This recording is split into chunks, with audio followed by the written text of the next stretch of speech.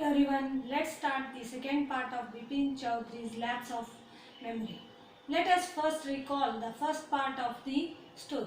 The story begins with a Bipin Babu and a bookstall Kali Charan, where he met a man called Parimal Ghosh. Bipin Babu did not know him, but Parimal Ghosh happened to know about Bipin Babu. Parimal Ghosh told Bipin about his trip to Ranchi, and Bipin did not believe that because he had never been to the Ranchi and he quite sure about it. Yet the details which the Parimal Ghosh has given, it left the completely shocked for the Bipin Babu. And Parimal Ghosh gave very minute details about the trip to Ranchi, like when he had gone to Hudar Falls, he had a fall and cut his right knee. He also told Bipin Babu that he preferred to stay at bungalow by a bawarchi to cook his food. He was accompanied by whom? Dinesh Mukherjee. Bipin Babu also carried a bag of books with him always. He had a wife who had died before 10 years back and had no children. Parimal Ghosh told Bipin about these all matter, but Bipin Babu assured that he had never been to the Ranchi. Now in the next class, we will move to the part 2. Bipin Babu's car was safely parked in Bartram Street by the Lighthouse Cinema. He told the driver as he got into the car, "Just drive by the Ganga, will you, Sitaram?" Driving up to the Strand Road, Bipin Babu regretted having paid so much attention to the intruder. He had never been to Ranchi, no question about it. It was inconceivable that he should forget such an incident which took place only 6 or 7 years ago. He had an excellent memory. Unless Bipin Babu had relived, was he losing his mind? But how could that be? He was working daily in his office. It was a big firm and he was doing a responsible job. He wasn't aware of anything ever going seriously wrong. Only today he spoke for half an hour at an important meeting and yet the man knew a great deal about him. How? He even seemed to know some intimate details. The bag of books, wife's death, brother's insanity. The only mistake was about his having gone to Ranchi. Not a mistake, a deliberate lie. In 58, during the pujas, he was in Kanpur at his friend Haridas Bagchi's place. All Bipin Babu had to do was write to. No, there was no way of writing to Haridas. Bipin Babu suddenly remembered that Haridas had left with his wife for Japan some weeks ago and he did not have his address. But where was the need for proof? He himself was fully aware that he had not been to Ranchi. And what was that? Now explanation, children. Now after a short interaction with Parimal Ghosh, Bipin Babu was completely shocked. As he was moving, he was not calm and peaceful because his mind kept on thinking about the Ranchi trip which Parimal Ghosh was talking about. This incident was happened only 6 to 7 years back and he wondered he could forget this recent incident. Yet this man Parimal Ghosh know about a great deal of his life. He know everything about his wife, his brother and his habits. So he could it be that he had completely forgotten about this trip and he did not know even Parimal Ghosh. Then he thought of his friend with whom he spent in puja in Kanpur. His name was Haridas Bagchi and he thought of writing a letter to him. But he remembered that Haridas Bagchi went to Japan with his wife few days back, but he did not have his address. Now there was no question of asking anyone about this trip. And then after a while he thought of forgetting this incident and moving on with his life. The river breeze was bracing, and yet a slight discomfort lingered in Bipin Babu's mind. Around Hastings, Bipin Babu decided to roll up his trousers and take a look at his right knee. There was a mark of an old inch-long cut. It was impossible to tell when the injury had occurred. Had he never had a fall as a boy and cut his knee? He tried to recall such an incident but could not. Then Bipin Babu suddenly thought of Dinesh Mukherjee, the man who said that Dinesh was in Ranchi at the same time. The best thing surely would be to ask him. He lived quite near in Benadan Street.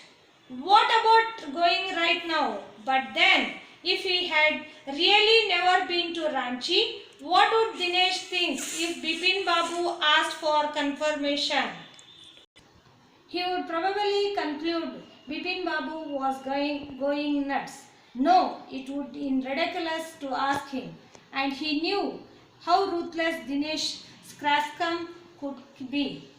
Sipping a cold drink in his air-conditioned living room, Bipin Babu felt uneasy again. Such a nuisance, just because they have nothing else to do. Then they go about getting into other people's hair. After dinner, snuggling in bed with one of the new thrillers, Bipin Babu forget all about the man in Newmarket. Now about thinking whatever happened, Bipin Babu's mind was completely uncomfortable.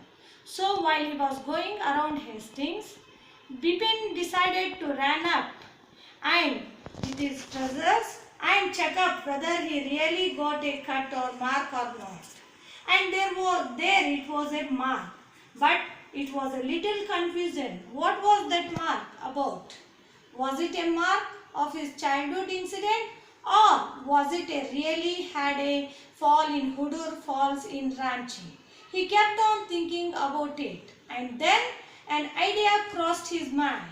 Why not to call Dinesh Mukherjee? But Dinesh was a person who used to pass ruthless comments on others, and he used to mock at the people. So Bipin Babu was afraid that whether he will make fun of the Bipin Babu. So he decided not to meet him but rather to call up. That is phone call. At least on that phone call, he would not be as ashamed as he would face to face. So next day he could definitely call Dinesh Babu.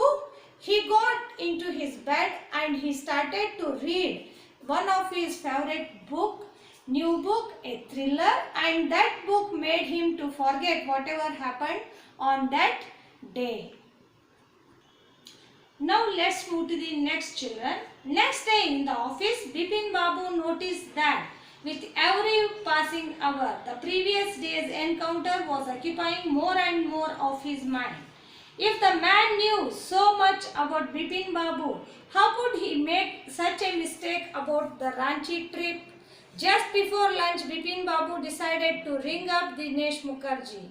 It was better to settle the question over the phone. At least the embarrassment to face would not show. 235616. Bipin Babu dialed the number. Hello? Is it Dinesh? This is Bipin here. Well, what's the news? I just wanted to find out if you recalled an incident which took place in 1958. 58? What incident? Were you in Calcutta right through that year? That's the first thing I have got to know. Wait just a minute. 58? Just let me check in my diary. For a minute there was silence. Bipin Babu could feel that his heartbeat had gone up. He was sweating a little. Hello? Yes, I have got it. I had been out twice. Where? Once in February, nearby to Krishnanagar to a nephew's wedding, and then. But you had know about this one, the trip to Ranchi. You were there too. That's all. But what's all this sleuthing about? No, I just wanted to. Anyway, thanks. hands.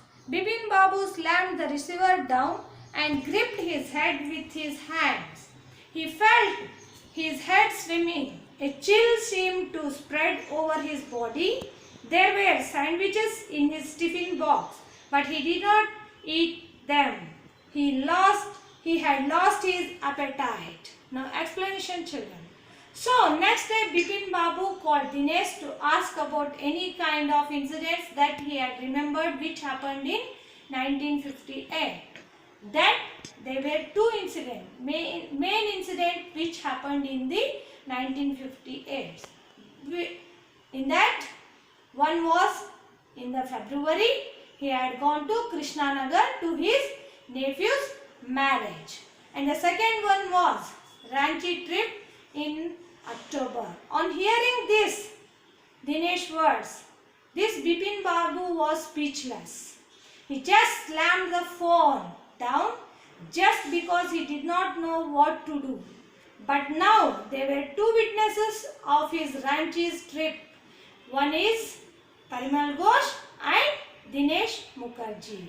Yet none of them were as convincing because Bipin Babu was sure that he had never been to Ranchi. Yet there are two witnesses to tell him that he had been to Ranchi. That if he had been to Ranchi, how can he forget about this matter, this incident entirely? All these thought that Bipin Babu has lost his hunger and refused to eat the sandwiches which were in his tiffin box. That's the end of the part 2, children. Thank you.